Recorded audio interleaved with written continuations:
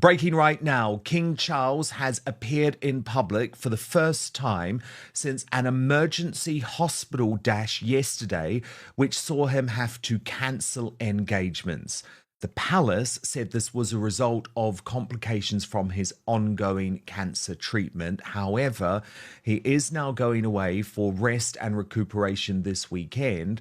Of course, the goal is to get him on the state visit to Italy in just 2 weeks' time.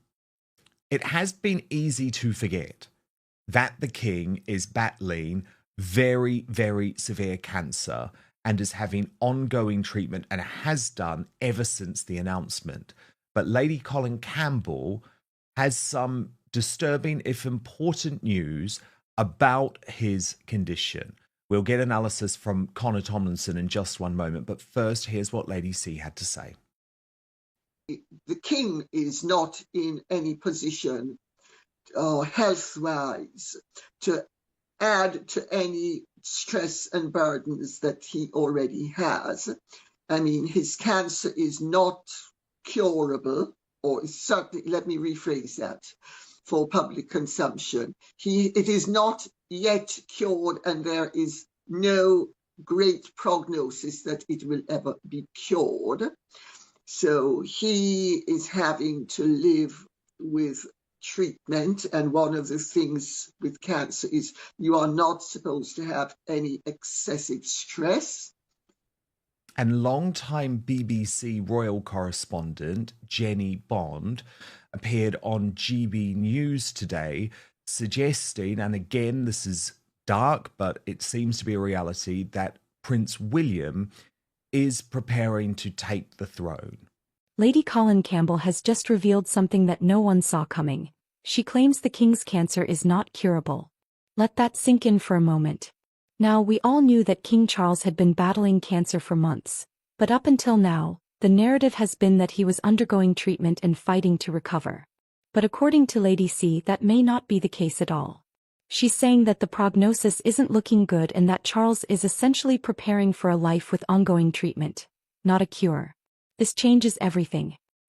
I really do feel for William. I mean, everyone gets worried about their dad when they're ill. You know, he's had, as he says, a brutal year with not only his father's illness, but obviously Catherine's illness as well. And well, everyone might get worried about their dad. With William, the inevitable death of his father is going to completely change William's life. It's going to upend it. So that's a whole different ball game. So I'm sure he must be more concerned for himself and for his father than perhaps everyone else. But yeah, I suppose we should be somewhat reassured that William didn't come racing to his father's bedside. Yeah, that is a good sign. And Connor Tomlinson, look, I think whatever you think of the king politically, and we will go there in just a moment, one of the things that has been absolutely incredible about his reign is the fact that a large portion of it has been conducted with him battling very, very severe cancer, incurable cancer, according to Lady Colin Campbell, that he will have to receive treatment for on an ongoing basis. And really, because the guy is so stoic and is so broadly healthy, we haven't really seen too many negative effects of that, because he wants to lead a full reign. You know, he doesn't want to have to cancel engagements. Yeah, I think Lady C was being very diplomatic and very kind there, but one does not have to read between the lines to say that a man in his mid to late 70s facing incurable, only treatable cancer, who has demonstrated signs of ill health ever since he took the throne, when his fingers looked inflamed when he was first signing official documents on camera, probably doesn't have that many years left. And I'm sure that he has a personal disappointment with that, because he waited to take the throne for many long years because his mother was a very long reigning monarch. But also I just feel immense sympathy for everyone around him. You know, I don't have much in common in terms of political worldview with the king, but that does not matter. It does not obscure my ability to say that, you know, his kids, even if they have fallen out with the the long documented feud that you've spoken about, Dan, between Meghan, Harry, and then William and Kate. Even if his kids have got bad blood between them, I feel sorry for them both to lose their dad and their grandkids to lose their granddad. I mean, I'm very lucky to have still got both sets of grandparents and obviously both parents in my life. Oh, that's incredible. Yeah, I will be absolutely beside myself when either of my granddads, succumb to the inevitable. And so, the three young princes and princesses who are looking at the prospect of having to attend in a short space of time as well, their great nans and then their granddad's funeral. I mean, it's going to be absolutely heartbreaking for them. So you can only pray for the king's recovery, if not for his sake, for at least for theirs.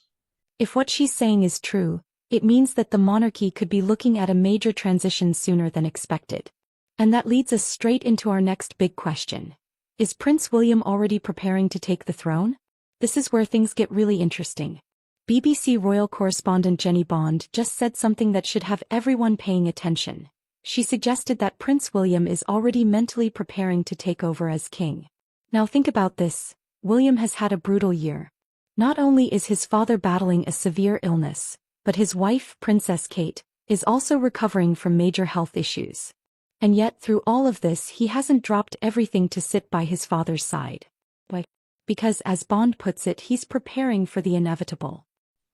Yes, now it is worth just having a look at Camilla, because she was at ITV yesterday on set, meeting some of the daytime stars like Lorraine Kelly and Christine Lampard. And I guess the suggestion is, Connor, if things had been really bad for Charles, she would have stopped chatting to Dermot O'Leary and she would have got to the hospital. So perhaps that is a positive sign in some way. Although I have to say they are pretty independent, and it's often that Charles and Camilla do things separately. I think we do have to go there in terms of the politics. Now, this is an interesting one for me, Connor, because even when I posted last night saying God save the king when I revealed the news of him going to hospital on X, I had quite a lot of people replying to me saying things like, not my king, or I've lost respect for you now, Dan. The thing is, right, Connor, is that I am a royalist, I am a monarchist, so I believe in the institution. Now, that doesn't necessarily mean that you believe in everything that the monarch does.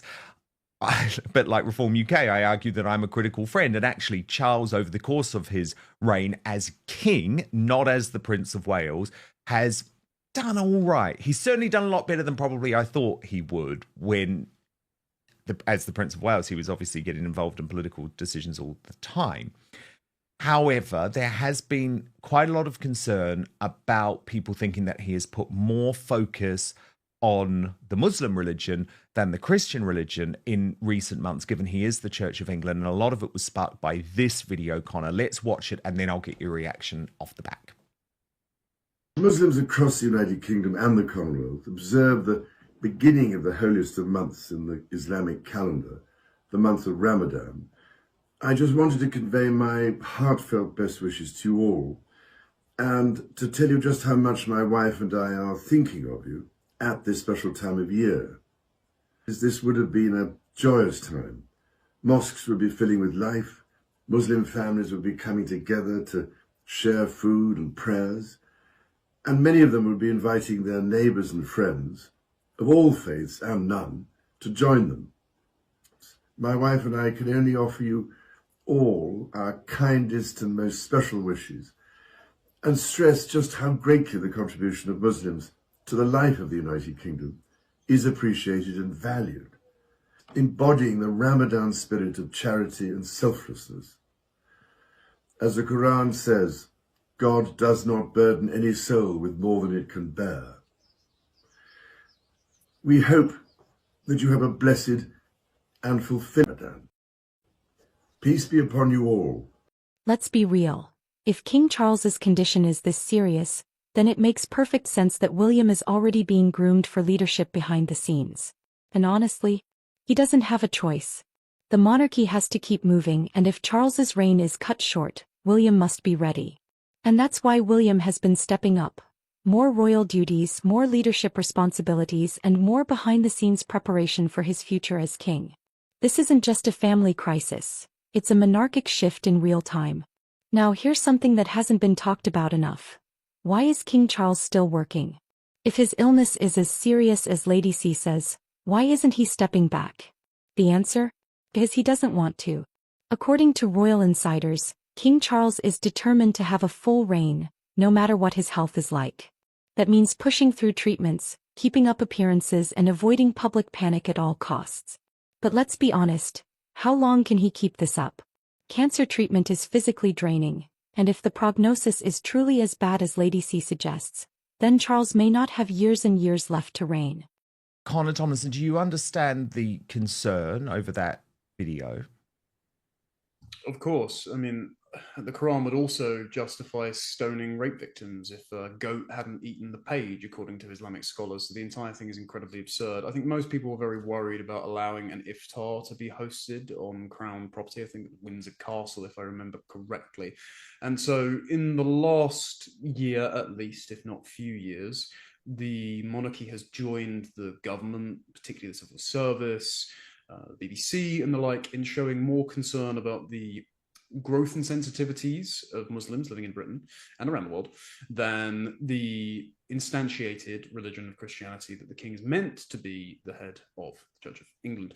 And so it's not shocking that people are getting disillusioned with the institution if it's occupied by a man who doesn't necessarily live up to it. Now, Dan, I feel much the same way as you do. I think Britain always needs a king. It's kind of ironic that the public at large is questioning whether or not it needs a king just as the third Charles rolls around. It seems that we're going up and down as to whether or not Charles should sit on the throne. But as a long-suffering Catholic who understands that the church is legitimate even if you have a bad pope, see the one sat there right now, I understand the need for tradition, I understand the need for hierarchy, and I understand the need for a kind of immanent transcendent, the spirit of England, to coalesce in a figurehead. And so when the king does inevitably pass on, we can only hope that Prince, soon to be King William, lives up to the expectations of the role and does a little better. But the final point I will make, if I may, is the political implications of this. I don't know, it might be a strange detour. If you read Douglas Carswell's piece in the Telegraph recently, he was talking about the need for a sort of great repeal and restoration bill to remove lots of laws in Parliament that the Tony Blair and sequel governments have put in place. And he suggested that we use orders in council to get rid of all of those laws to disband the civil service, and that would require the permission of the king. And I read that and I immediately thought, well, it's highly unlikely that Charles is going to do that because he is as much a man of Davos as Keir Starmer is. So it'd be very interesting to see what happens to the political role of the monarchy, which is usually frowned upon, but we are going to be in very uncertain times in only a few years, demographically, culturally, politically. When Charles passes on and William takes over, will he be more willing to support a government that wants to get rid of lots of laws on the books that are doing Britain down, or will he be more like his mother, not willing, grandmother, not willing to intervene in politics, or will he be more like his father, a little bit more resistant on instinct to rapid political change, even if it's for the better of the country? It'll be interesting to see what happens when Charles passes on. Not that we're wishing to expedite that, but well, the fact that people are wishing to expedite it does reflect badly on Charles's ability to defend the faith rather than faiths. At some point, he'll have to make a difficult decision: continue leading the monarchy at great personal cost, or step aside and allow William to take over. And that's why this is so heartbreaking. Charles waited his entire life to be king. And now, just a year and a half into his reign, he's already facing an impossible battle. This isn't just about Charles and William. This is about the future of the monarchy itself.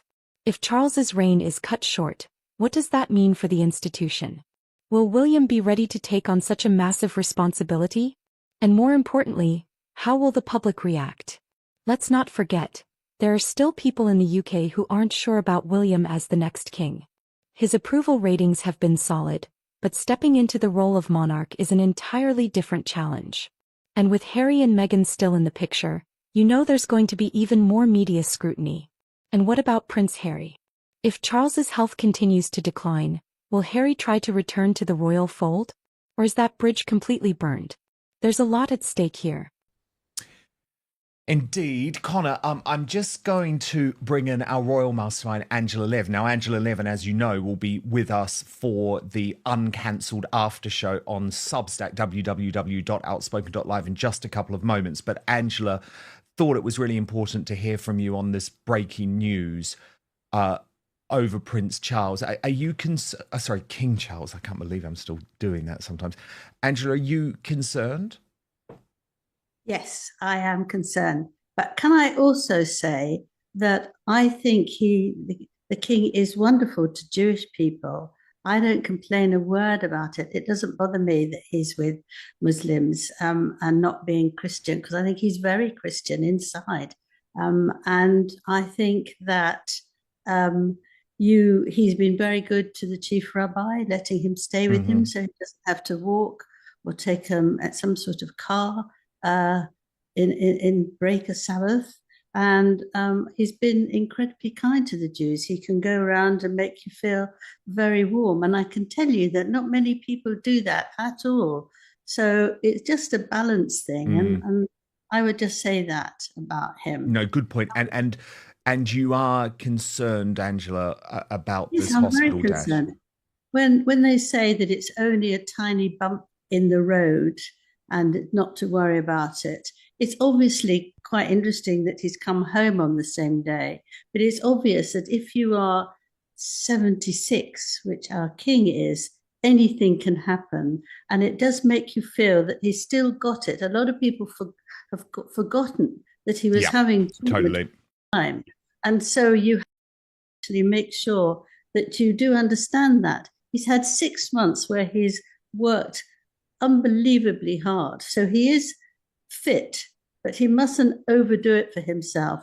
And I hope that the Queen, Camilla, keeps him sort of resting and understanding that he's got this. There's obviously a worry. Obviously something went wrong. They said it was the normal weekly sort of doctors looking at him, but I don't think so. No. I think it's obviously not that.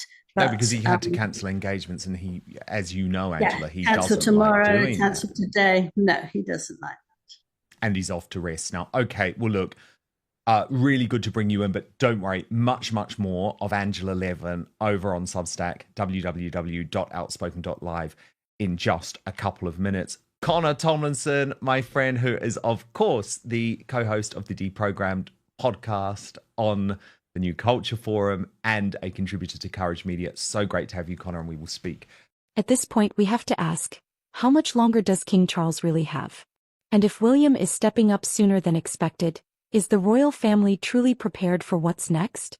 One thing is clear, change is coming. Whether it's in months or years, the UK is on the verge of a massive royal shift. And if the monarchy wants to survive, they'll have to handle this transition very carefully. So what do you think? Is the monarchy strong enough to handle this crisis?